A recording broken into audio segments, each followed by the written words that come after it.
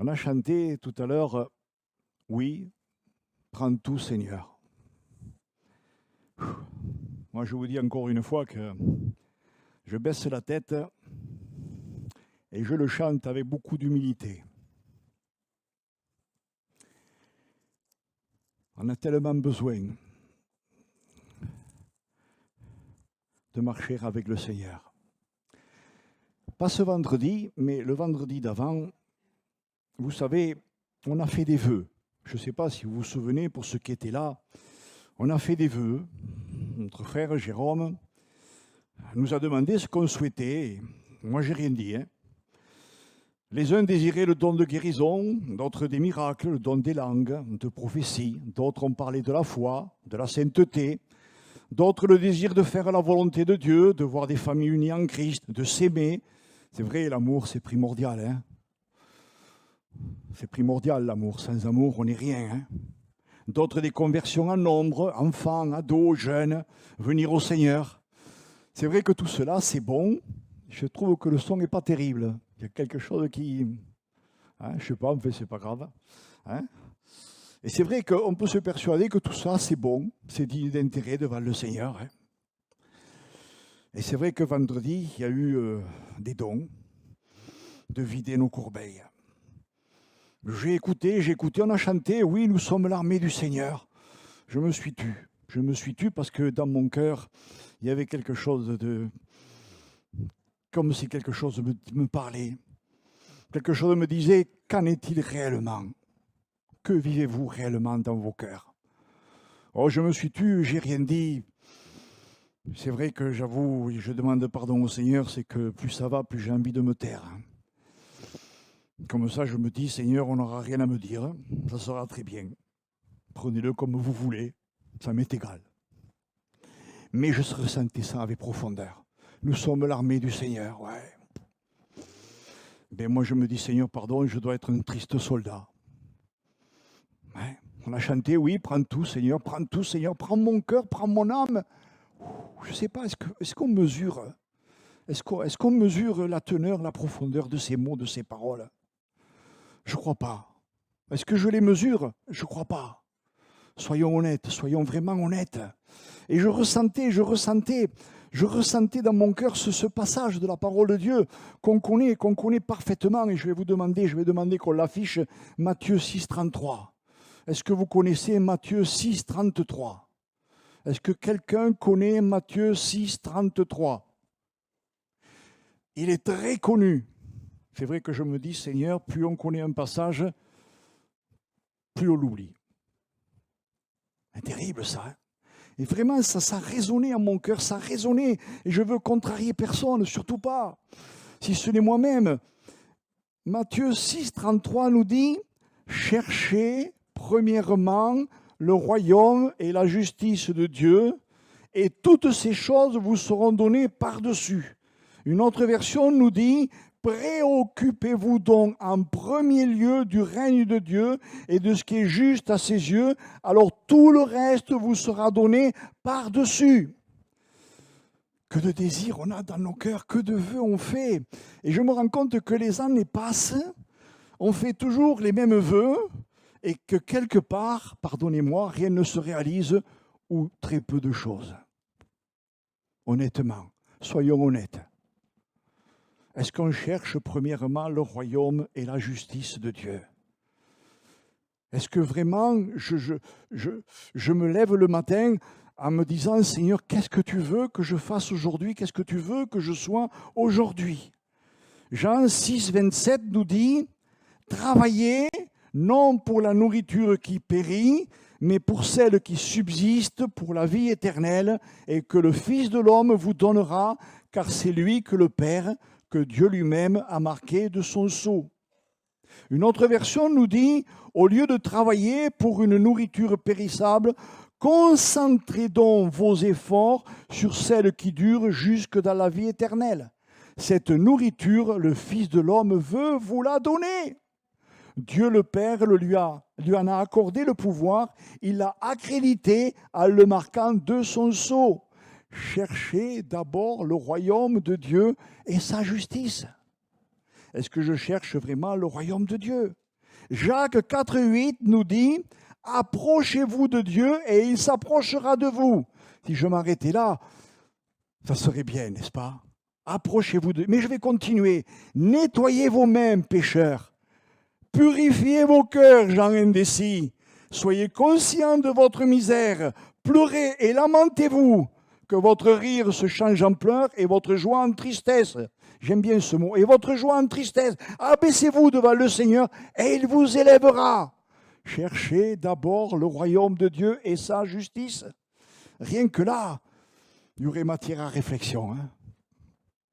Je ne sais pas ce que vous en pensez. La prière. Vous aimez prier? J'aime prier. J'ai aimé prier. Et je me disais, Seigneur, en refaisant un retour en arrière, pour ceux qui me connaissent et qui m'ont connu, j'aimais prier. Oh, je prenais toute la place qu'on me laissait. Et des fois même on me faisait le reproche, Daniel, tu pries trop.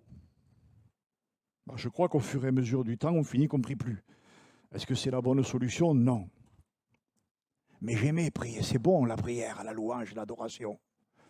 C'est bon ces moments d'extase, ces moments où on a l'impression qu'on se soulève, que quelque chose nous soulève, nous élève. C'est bon, c'est merveilleux, c'est magnifique.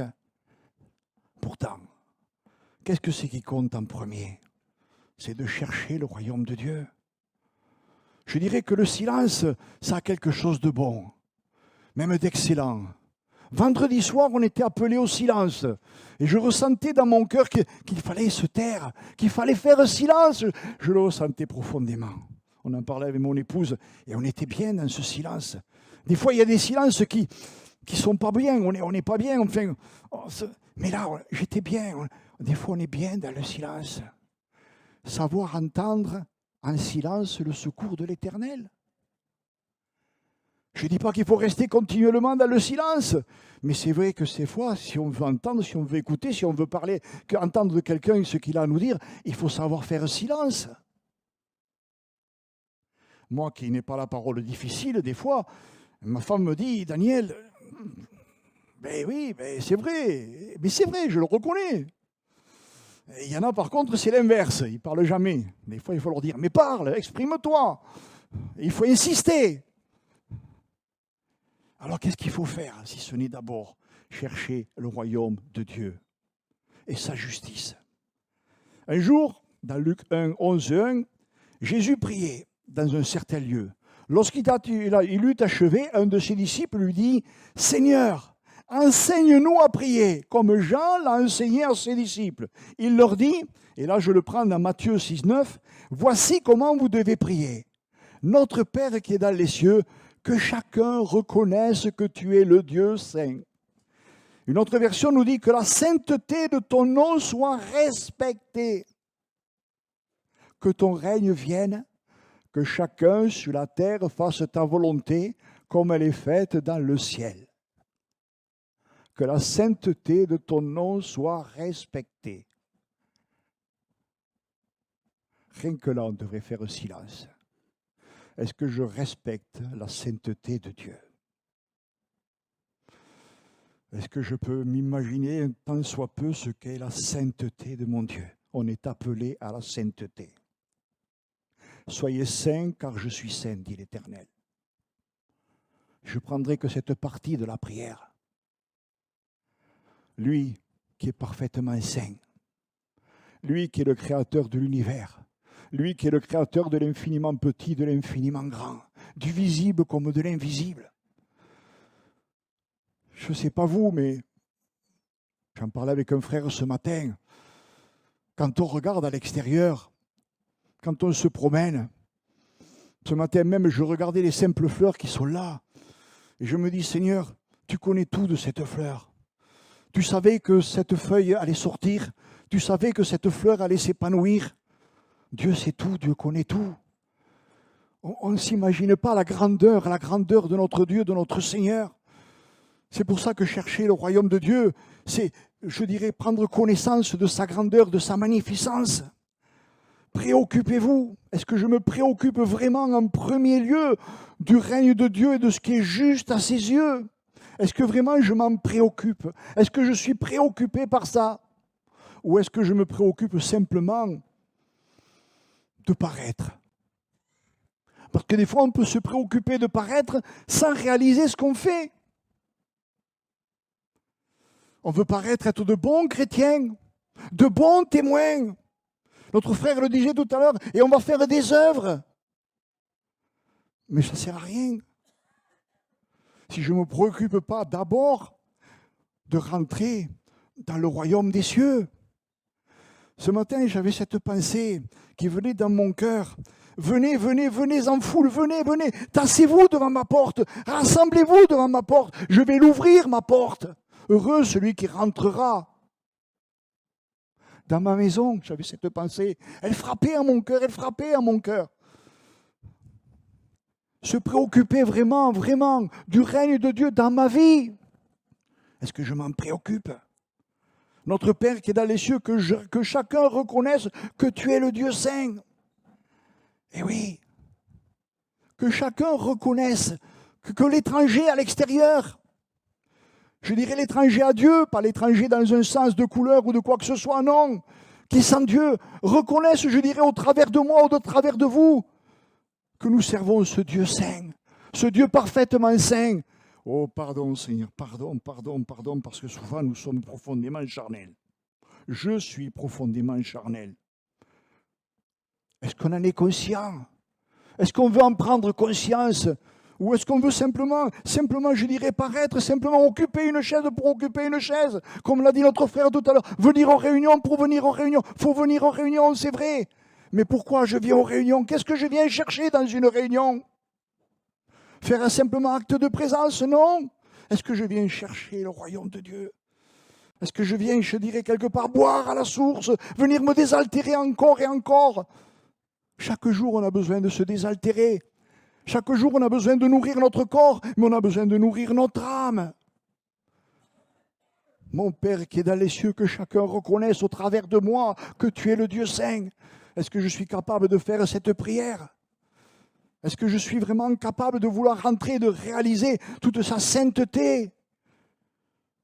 Je l'ai un peu condensé. Jean 17, verset 6. J'ai manifesté ton nom aux hommes que tu m'as donnés du monde. Je leur ai fait connaître ton nom et je leur ferai connaître afin que l'amour dont tu m'as aimé soit en eux et moi en eux. Dans les vœux souhaités, on a parlé de cette nécessité de l'amour. L'amour, c'est primordial, l'amour. Si vous le sortez, il n'y a plus rien. Il n'y a plus rien, il n'y a plus rien. Tout n'est que religiosité. À partir de là, vous pouvez faire partir de n'importe quelle religion sur cette terre. Si vous sortez l'amour, il n'y a plus rien. Christ, par amour, il est venu à la croix, il est monté sur la croix, il s'est donné sur la croix. Là aussi, est-ce que j'en suis vraiment conscient? Est-ce que vraiment je suis conscient de la croix? Je crois que si on était vraiment conscient de la croix, on serait couché par terre, en train de louer, d'adorer, de chanter, de célébrer le nom du Seigneur. Pardon, je dis pardon pour moi-même, c'est une réalité. J'ai manifesté ton nom aux hommes que tu m'as donnés. Nous appartenons, je veux appartenir à mon Seigneur, à mon Sauveur. Nous sommes porteurs de son nom et on est responsable d'y faire honneur par la droiture de notre conduite et par la ferveur de notre amour pour lui, comme aussi envers tous les hommes. Tous les hommes. C'est ma prière. Seigneur, éclaire-moi. Éclaire-moi. Tiens, je pense à une anecdote comme ça, que j'ai entendue il n'y a pas longtemps. Quand vous invitez quelqu'un chez vous, vous aimez inviter, quels sont ceux qui aiment inviter? Levez pas la main. Mais quand on invite quelqu'un chez soi, qu'est-ce que vous faites? Hein? Il rentre, il n'est pas de la maison, il ne connaît pas la maison, il est peut-être un peu intimidé. Donc il attend que vous lui disiez, tiens, assieds-toi là, tiens, et ton épouse qu'elle s'assoie là. Mais imaginez que tout d'un coup, cette personne qui rentre chez vous, eh bien, elle s'assoit où elle en a envie. Elle a envie d'aller au WC, vous ne demandez pas où c'est que sont les WC. Elle va au WC.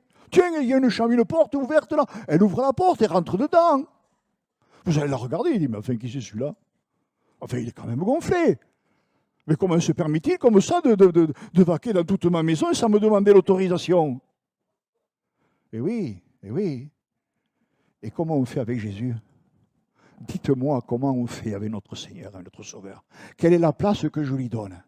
Est-ce que je lui permets de vaquer comme il veut dans toute ma maison? Posez-vous la question. Ah, c'est vrai que je ne me permettrai pas en venant chez vous de voyager dans toute votre maison sans votre autorisation. Mais réfléchissons. Spirituellement parlant, quelle place est-ce que je donne à mon Seigneur et à mon Sauveur? Est-ce que je lui permets de vaquer librement dans toute ma maison? Question. Je ne vous demande pas la réponse. Je me la pose en moi-même. On est porteur de son nom.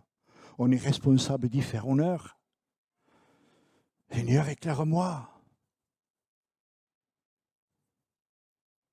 On n'est pas là devant une formule magique.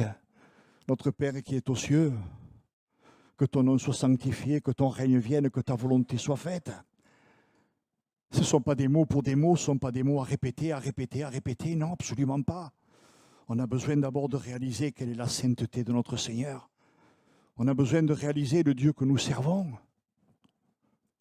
Je crois qu'à partir de là, son règne commence à venir dans nos cœurs. Et à partir du moment où c'est que son règne commence à venir dans nos cœurs, où nous commençons à lui confier toutes nos vies, tous nos biens, je dirais physique, spirituel, tout. Je crois que là, sa volonté, elle commence à se faire. C'est pas autrement. Ça ne peut pas être autrement. C'est à partir de ce moment-là où c'est que je peux dire, Seigneur, parce que je réalise sa grandeur, sa magnificence, je la réalise. Je commence à la vivre, tout doucement, je commence à la vivre. Je me dis, Seigneur, mais j'en connais si peu. Que ta volonté soit faite dans ma vie. Il est écrit, et vous les connaissez, je ne vous donnerai pas le verset, comme ça vous le chercherez. Quand tu pries, entre dans ta chambre, ferme ta porte et prie ton Père qui est dans le lieu secret. Et ton Père qui voit dans le secret te le rendra. En priant, ne multipliez pas de vaines paroles. Oui, prends tout, Seigneur.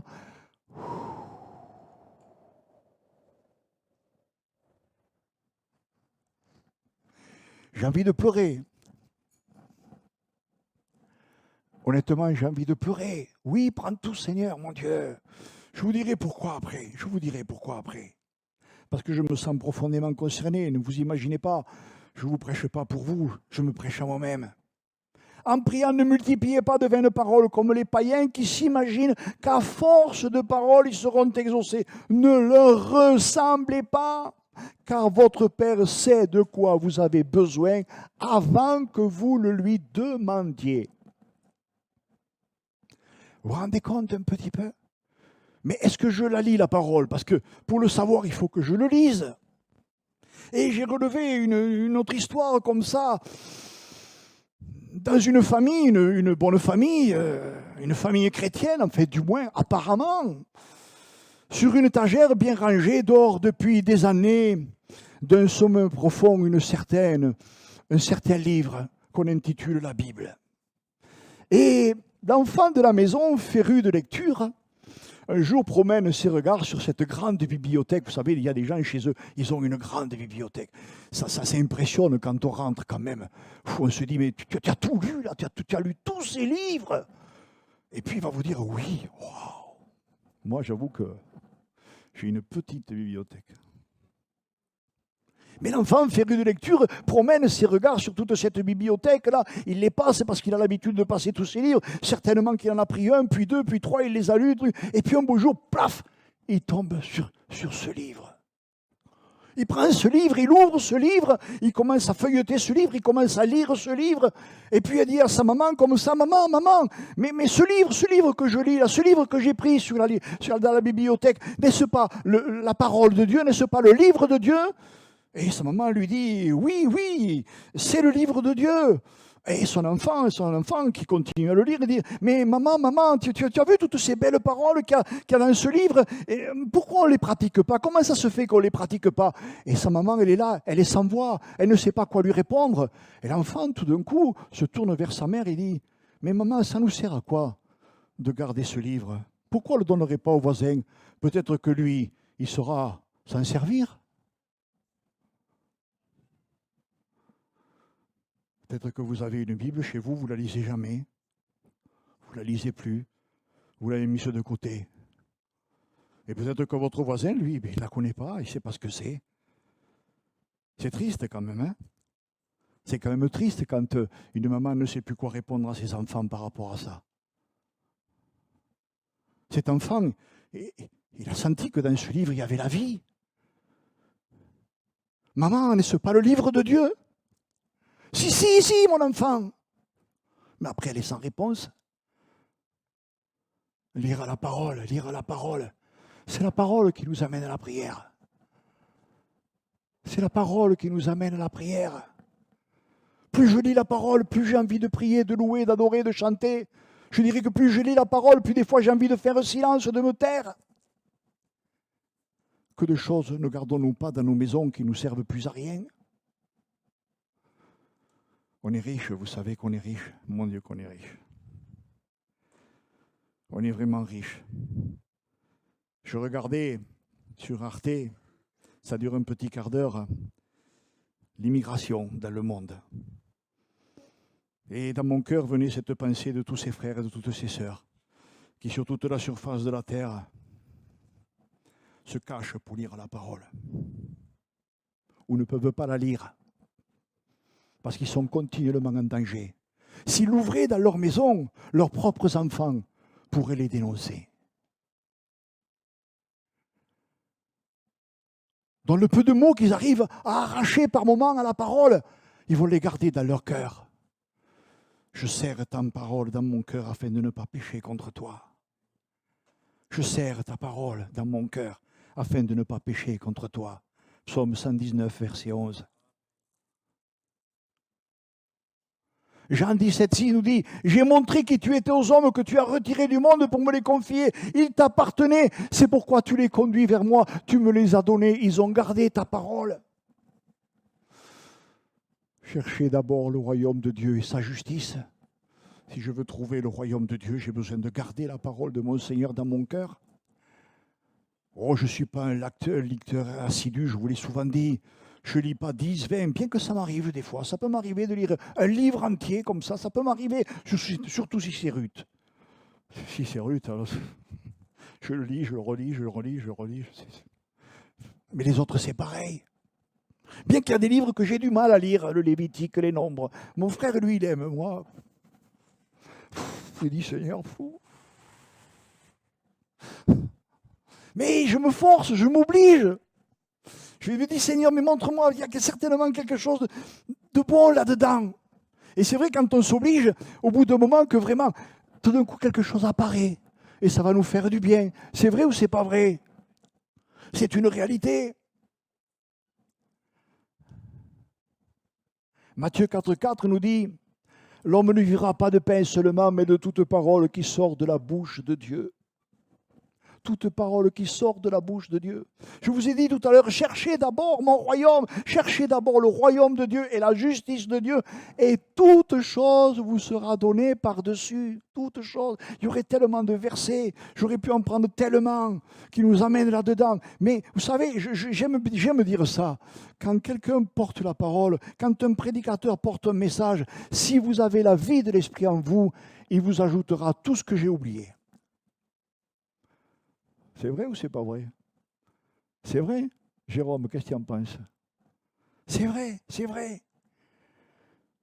Je ne serai pas long. Je vais vous rappeler quelque chose. Quelque chose qui m'est arrivé. J'ai des sanglots dans le cœur parce que ça m'a énormément bousculé. En août 2018, vous vous rappelez, je vous ai dit, en pleine nuit, le Seigneur m'a dit, je viens te chercher. Croyez-moi, ça bouscule, même mon épouse ne le savait pas. Et ça m'a bousculé pendant des mois, pour ne pas dire quelques années. Ça m'a bousculé parce que c'est sérieux. Nous, on prend les choses à la légère. Je te donne tout, Seigneur, je te donne tout. Oh. Je l'ai chanté, oh, je l'ai chanté de tout mon cœur, je l'ai chanté, Seigneur, je te donne tout. Mais là, c'est bizarre, là. Ça fait tout drôle, là. Là, c'est comme si, je dirais quelque part, l'obscurité se dégageait et que la lumière se faisait et que là on rentre dans une lumière qui je dirais quelque part nous découpe en petits morceaux. Là, tout, là, on ne peut rien cacher. Même ce qu'on ne sait pas de nous-mêmes, ça apparaît. Ça fait tout drôle. Parce que là, je peux vous dire que j'étais rempli de crainte. Oh, j'étais pas là en me disant, Seigneur, c'est formidable, je rentre dans ton royaume, alléluia. Non, je mentirais si je vous disais ça. Non, oh non. Et ça a travaillé dans mon cœur, ça a travaillé, ça. Là, je priais plus pareil, c'était plus pareil. Je n'étais pas en train toujours de demander quoi que ce soit au Seigneur, bien que je ne crois pas l'avoir souvent fait. J'ai toujours aimé la louange et l'adoration. Mais là, c'était plus pareil. Et tout doucement, petit à petit, il s'est passé quelque chose d'extraordinaire. Quelque chose de merveilleux. Quelque chose de beau. Quelque chose qu'on ne peut pas décrire avec des mots. Je réalisais tout doucement la grandeur de mon Seigneur. Et je me sentais petit, tout petit, infiniment petit. Je me sentais comme un rien. Pourtant, on n'est pas rien devant le Seigneur. On est des pierres précieuses devant le Seigneur. Autant mon cœur a été rempli de crainte quand le Seigneur m'a dit ça, autant maintenant c'est plus pareil. C'est plus pareil maintenant. Bien que je garde toujours une petite crainte, parce que je suis un pécheur sauvé par grâce, parce qu'on est des pécheurs sauvés par grâce, on ne mérite rien. Si vous croyez mériter quelque chose, mais moi je peux vous dire que vous ne méritez rien. Et comme vous méritez quelque chose, vous méritez encore moins rien. Je vous fais rire, mais je vous assure que quand ça arrive, je n'ai pas les mots, mais on ne fait pas les malins.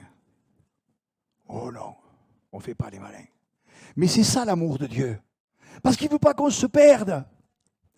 Il ne veut pas perdre un seul de ses enfants. Il veut les voir tous rentrer dans sa maison. Alors comme des fois on est un peu sourd, aveugle, eh bien il vient nous rendre la vue. Et Louis, vendredi, le Seigneur nous a parlé par 3 fois, vider les corbeilles. Je l'ai vidé ma corbeille, je peux vous dire, encore je la vide ma corbeille. Je lui ai dit, Seigneur, prends-la, retourne-la. Et même quand je dis ça, des fois je suis là et je dis, Seigneur, doucement. Hey, je ne plaisante pas, je suis sérieux là. Je suis sérieux. On va comparaître devant notre Seigneur et notre Sauveur. Et ça n'a pas de mots. Déjà, des frères et des sœurs sont partis, sont avec lui. Et je pense à certains frères et sœurs. Parce que le Seigneur me les faisait passer devant mes yeux comme ça. Il me faisait même passer tous ces hommes qui, dans la parole de Dieu, ont été et ne sont plus. Ils sont dans le royaume de Dieu, ils sont dans la paix de Dieu. C'est beau, c'est formidable, c'est merveilleux. Alors je vais vous dire quelle est ma prière aujourd'hui. Alors je l'ai pris dans le psaume 119, à partir du verset 10, bien qu'on pourrait dire tout le psaume 119, mais vous allez me dire c'est vraiment trop long. Mais Seigneur, donne-nous de ne plus compter le temps. Il est long le psaume 119. Hein, mais je vous en dirai qu'une partie. Je te cherche de tout mon cœur. Ne permets pas que je me perde loin de tes commandements. Je garde tes enseignements dans mon cœur pour ne pas pécher contre toi. Merci Seigneur, apprends-moi ce que tu veux. J'énumère toutes les décisions que tu as prononcées. Je suis heureux d'obéir à tes ordres, comme si je possédais toutes les richesses du monde. Je veux réfléchir à tes exigences et regarder le chemin que tu m'indiques. Écoutez bien quand même, écoutez bien. Je veux réfléchir à tes exigences et regarder le chemin que tu m'indiques. Vous savez, souvent on voudrait voir une foule immense venir au Seigneur. C'est bizarre, mais la parole de Dieu nous dit que le chemin, il est étroit. Étroit, c'est pas large. Étroit, resserré. Il y en a peu qui y rentrent. Je ne sais pas si vous vous êtes amusé à essayer de vous imaginer le nombre de milliards, je n'ai même plus le chiffre, d'êtres humains qui sont passés sur la surface de la Terre. Je crois que là, le chiffre, on ne va pas pouvoir le trouver. Mais combien sont rentrés dans le royaume de Dieu? Combien sont dans le royaume des cieux? Combien vont rentrer dans le royaume des cieux? Je ne sais pas, vous non plus. Mais il est bien écrit que étroit est le chemin. Resserré. Il y en a peu qui le trouvent. Est-ce que je suis de ceux, de celles qui veulent trouver ce chemin, qui veulent rentrer dans ce chemin? Des fois, ça fait mal. Ça fait mal. Ça fait mal parce que quand le Seigneur m'a sorti quelque part de mon sommeil, si je peux dire, ben, ça a commencé à faire mal. Ça fait mal. Ça fait mal parce que là, vous découvrez des choses que vous ne vous connaissiez pas. Et vous êtes sans cesse à demander pardon, Seigneur, pardon, Seigneur, pardon, Seigneur. Jusqu'au moment où vraiment on réalise cette bonté du Père, cet amour du Père, cette grâce qui nous fait de nous laver, de nous purifier. Et après, quelque part dans nos cœurs, il nous dit, ça, c'est plus bon, tu ne dois plus faire ça. Ça non plus, ça non plus, ça non plus. Et nous, on le faisait. Ouais, vous savez, ça me fait penser des fois à ces gens qui disent « Mais le Seigneur, il m'aime comme je suis. » Oui, c'est vrai. Mais le Seigneur, il ne veut pas que tu restes comme tu es. C'est pas vrai. Ça, c'est un mensonge, ça. C'est un mensonge. C'est un énorme mensonge. Je vais vous en donner un autre. Parce que je ne cherche à plaire à personne si ce n'est à mon Seigneur. Des fois, et je vous l'ai dit, on dit de nos enfants qu'ils doivent faire leurs propres expériences. C'est une folie. Bien sûr qu'ils feront leurs expériences à la vie, s'ils ne veulent pas suivre le chemin du Seigneur. Et vous ne pourrez pas les en empêcher, comme ma mère n'a pas pu m'en empêcher. Mais, je mets un mais. Si, je mets un si. Du temps de leur enfance, ils donnent leur cœur au Seigneur. Et ils prennent conscience que la vie, elle est dans la parole de Dieu. Et qu'ils doivent vraiment chercher son royaume et sa justice. Et après, leur Seigneur leur donnera tout ce dont ils ont besoin. Non pas un besoin que eux voudraient exprimer, mais le besoin que Dieu veut pour eux. Et c'est plus pareil. Et là, je vous assure, je vous l'ai déjà dit, je le redirai encore. Ça leur évitera bien des blessures. Ça leur évitera énormément de blessures. Croyez-moi, je peux vous le dire, j'y suis passé. Je ne vous parlerai pas de ce que je ne connais pas. Je vous parle de ce que je connais. Regarde le chemin que tu m'indiques. J'ai beaucoup de joie à faire ce que tu veux. Je n'oublierai point ta parole. Je suis ton serviteur. Sois bon pour moi, sois bon pour moi. Je vivrai et j'obéirai à ta parole. Ouvre mes yeux.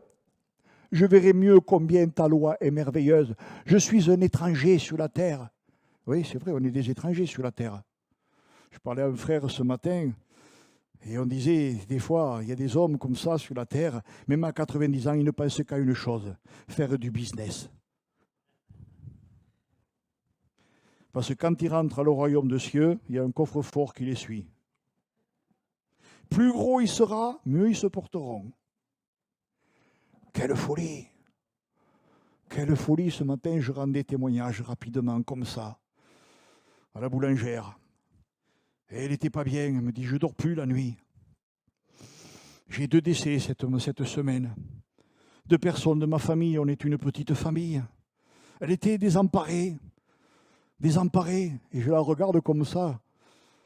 Et je lui dis, mais moi je sais où je vais. Elle me dit, vous allez, je vais là-haut, je vais au ciel. Elle me dit, mais vous y croyez? Mais oui, mais elle me dit, personne n'y a été là-haut. Mais j'ai dit, mais moi je ressens dans mon cœur. Elle m'a regardé comme ça. Je la reverrai peut-être la prochaine fois que j'irai chercher du pain. Mais, et là encore, ça ne me satisfait pas. On est appelé vraiment à refléter cet amour de Dieu pour les autres. On est appelé à ça. Chercher d'abord le royaume de Dieu. Je continue, ne me cache pas tes commandements. À chaque instant, je cherche avec ardeur à connaître tes décisions. Vous voyez, ta volonté soit faite. Notre Père qui est aux cieux, que ton règne vienne. Que ta volonté soit faite. Ta volonté, pas la mienne, pas la vôtre. Sa volonté.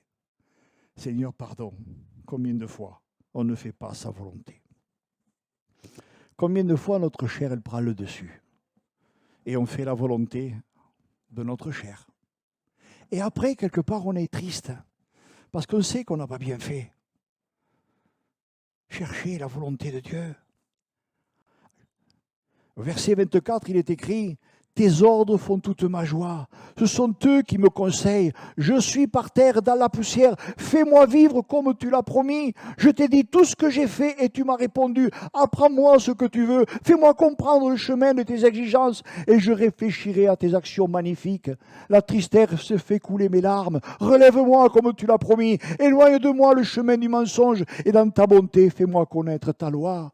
J'ai choisi le chemin de la vérité. J'obéis à tes décisions. Je m'attache à tes ordres, Seigneur. Ne me couvre pas de honte. Je me dépêche de suivre le chemin de tes commandements, car tu as ouvert mon cœur. Seigneur, montre-moi le chemin que tu veux. Je te suivrai jusqu'au bout. Rends-moi intelligent pour obéir à ta loi, pour la respecter de tout mon cœur. Conduis-moi sur le chemin de tes commandements. J'y trouve mon plaisir. Fais que mon cœur s'attache à tes ordres et non pas à l'argent. Détourne mes yeux des choses sans valeur et fais-moi vivre comme tu me le demandes. Verset 40-41. Seigneur, sois bon pour moi. Sauve-moi comme tu l'as promis. Oui, c'est là ma prière. C'est là qu'a été ma prière, à partir du moment où le Seigneur m'a dit « Je viens te chercher ». Ce n'est pas une plaisanterie. Et croyez-moi, je baisse la tête et je dis « Seigneur, mon Dieu, que tu es bon. Sois apaisé envers moi. » Le psaume 119:11 nous dit « Je serre ta parole dans mon cœur ». Je vous l'ai cité tout à l'heure, afin de ne pas pécher contre toi. Jacques 4,5 nous dit « L'esprit que Dieu fait habiter en nous désire avec jalousie notre cœur tout entier ». C'est dans Parole vivante. L'esprit que Dieu fait habiter en nous désire avec jalousie notre cœur tout entier. Je vous ai donné cette image de la maison. Quand on invite quelqu'un, on lui dit « Assieds-toi là, je vais te servir ». Mais il faut qu'il reste là. S'il veut aller quelque part, il lève la main, il dit « Je peux ». Et vous lui dites « Oui ». Si vous lui dites « Non », il ne peut pas, il reste là. Mais imaginez que la prochaine fois, je viens chez vous et je me promène dans toute votre maison. Ben, je suis votre frère, le Seigneur, après tout. Hein. Ce n'est pas de moi que je parle là, mais Jésus, spirituellement parlant, il veut habiter toute notre maison. Il veut habiter notre cœur tout entier. Oh, je vais conclure, je ne vais pas être long. Proverbe 2, verset 1. Proverbe 2, verset 1. On peut l'afficher? Merci.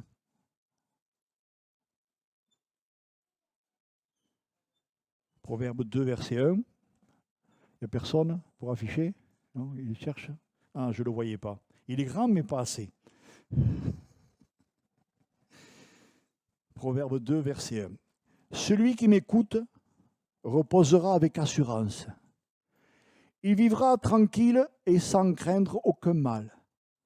Mon fils, ma fille, si tu reçois mes paroles, si tu gardes avec toi mes préceptes, si tu rends ton oreille attentive à la sagesse, et si tu inclines ton cœur à l'intelligence, oui, si tu appelles la sagesse, et si tu élèves ta voix vers l'intelligence, si tu la cherches comme l'argent, si tu la poursuis comme un trésor, alors tu comprendras la crainte de l'Éternel. Et tu trouveras la connaissance de Dieu, car l'Éternel donne la sagesse. De sa bouche sortent la connaissance et l'intelligence. Il tient en réserve le salut pour les hommes droits. Les femmes aussi, bien sûr, vous me comprenez. Un bouclier pour ceux qui marchent dans l'intégrité, en protégeant les sentiers de la justice et en gardant la voie de ses fidèles. Alors tu comprendras la justice, l'équité, la droiture, toutes les routes qui mènent au bien, car la sagesse viendra dans ton cœur et la connaissance fera les délices de ton âme, la réflexion veillera sur toi, l'intelligence te gardera pour te délivrer de la voie du mal. Si vous voulez, je vous le relis, mais relisez-le chez vous. Relisez le psaume 119. Relisez-le, méditez-le. Ça fait vraiment du bien. Relisez les psaumes, les proverbes. Les proverbes, c'est beau, les proverbes. Celui qui m'écoute reposera avec assurance. J'ai noté le nombre de si. Il y a un nombre de si énorme, de conditions. Cherchez d'abord le royaume de Dieu et sa justice, et toutes choses vous seront données en plus. Nous, on voudrait tellement voir de belles choses, des malades guéris. Si vous saviez combien je le désire. Des miracles. Les enfants se donner au Seigneur, les familles être heureuses, vraiment unies entre eux. Qui ne le désire pas? Mais parfois nous nous trompons de voie, nous nous trompons de chemin. Des fois nous voulons même donner des ordres au Seigneur. Et des fois même on lui dit si tu peux. Ça me rappelle l'homme qui a dit, même que le Seigneur il ferait des fenêtres à le ciel, une telle chose ne pourrait arriver. Quelqu'un aussi, il a dit, Seigneur, si tu peux, si je peux. Il a dit, cet homme a dit, viens au secours de mon incrédulité. Dieu peut tout. À partir du moment où dans ses voies nous désirons marcher. Le Seigneur a parlé vendredi, mais il a parlé le vendredi d'avant. Quand on a fait ses vœux, j'ai ressenti profondément dans mon cœur cette parole du Seigneur. Préoccupez-vous d'abord d'entrer dans mon royaume. Cherchons d'abord le royaume de Dieu et sa justice, et toutes choses nous seront données en plus. Matthieu 7,7 nous dit, demandez, continuez à demander, vous recevrez, cherchez, persévérez dans votre recherche et vous trouverez, frappez, insistez et la porte vous sera ouverte. Car toujours celui qui demande finit par recevoir, celui qui cherche finalement trouve, et à celui qui frappe avec insistance, la porte sera ouverte. Cherchez d'abord le royaume de Dieu. Je crois qu'à partir de là, on rentre dans cette condition de la volonté du Seigneur pour nos vies. Et c'est plus pareil là. Vous savez, là, on fait bien attention à ne plus blesser un frère ou une sœur, ou à ne blesser personne, même à l'extérieur. Parce qu'on en fait des gaffes parfois, hein. On en fait. Notre chair, que de fois, elle prend le dessus. Mais si vraiment je cherche le royaume de Dieu, je crois que quelque part, c'est comme une lumière qui est en nous, là. Quand la chair, quelque part, elle va sortir des choses qu'elle ne doit pas sortir, le Seigneur, hop là, il nous éclaire. Et il nous montre ce qu'on doit être et ce qu'on doit faire. Vous voyez, cherchez d'abord le royaume de Dieu. Je termine. Philippiens 4,4. J'ai toujours aimé ce passage. Parce qu'il faut bien que je vous donne une bonne note quand même. Réjouissez-vous toujours dans le Seigneur. Je le répète, réjouissez-vous. Que votre douceur soit connue de tous les hommes. Le Seigneur est proche, ne vous inquiétez de rien. C'est difficile ça, hein? Ne vous inquiétez de rien. Qu'est-ce qu'on s'inquiète? Tiens, si vous me donniez maintenant, ce matin, toutes vos inquiétudes, on en aurait jusqu'à ce soir 7 heures. Pourtant, il est écrit, ne vous inquiétez de rien, mais en toute chose, faites connaître vos besoins à Dieu par des prières, des supplications, avec des actions de grâce. Et la paix de Dieu, qui surpasse toute intelligence, gardera vos cœurs et vos pensées en Jésus-Christ. Mais ce que j'aime, c'est ce qui suit. Frères, sœurs, que tout ce qui est vrai, tout ce qui est honorable, tout ce qui est juste, tout ce qui est pur, tout ce qui est aimable, tout ce qui mérite l'approbation, ce qui est vertueux et digne de louange, soit l'objet de vos pensées. Ce que vous avez appris, reçu, entendu de moi, et ce que vous avez vu en moi, pratiquez-le, et le Dieu de paix sera avec vous. 3 Jean 1,4 nous dit « Rien ne me rend plus heureux que d'apprendre que mes enfants vivent conformément à la vérité. » Amen. Cherchons d'abord le royaume de Dieu et sa justice, et toutes choses nous seront données en plus. Parfois, le silence fait du bien. Et je dirais que le silence, quand on en sort, nos prières ne seront plus les mêmes. Si vraiment je m'attends dans le silence à l'approbation du Seigneur, le Saint-Esprit, là, va nous donner des mots que nous ne soupçonnons pas pour prier. Moi, je me souviens une période, des frères sont ici, un en particulier, qui peuvent le dire. On a vécu des moments de prière extraordinaires, où c'est que les mots qui sortaient de notre bouche, ils ne venaient pas de nous. Ils ne venaient pas de nous. Ça ne pouvait pas venir de nous. Mais c'était extraordinaire. Vous voyez, cherchons d'abord le royaume de Dieu. Seigneur, tu es l'Éternel. Tu as tout entendu, tu as tout vu, tu nous connais parfaitement. Seigneur, s'il te plaît, mon Dieu Père, aide-nous à chercher ton royaume et ta justice. Aide-nous à chercher ta volonté, mon Dieu. Aide-nous, mon Dieu. Aide-nous. Aide-moi, Seigneur. Aide mon frère et de ma sœur. Aide celui qui peut être là maintenant entend ta parole pour la première fois. Aide-le à rentrer dans ton royaume, Seigneur. À réaliser, mon Dieu, l'immensité de ton royaume, de ta grâce, de ton amour, de ta paix, de ta bonté, Seigneur. Mon Dieu, toi, Seigneur, ce matin qui a conduit ces moments, parce que c'est toi qui les as conduits, qui les as dirigés, Seigneur. Merci pour ta parole, merci pour les chants, Seigneur. Merci, Seigneur, mon Dieu, pour tout ce qui s'est dit, qui s'est fait, Seigneur. Père, continue de nous conduire comme tu veux nous conduire dans le nom de Jésus. Amen.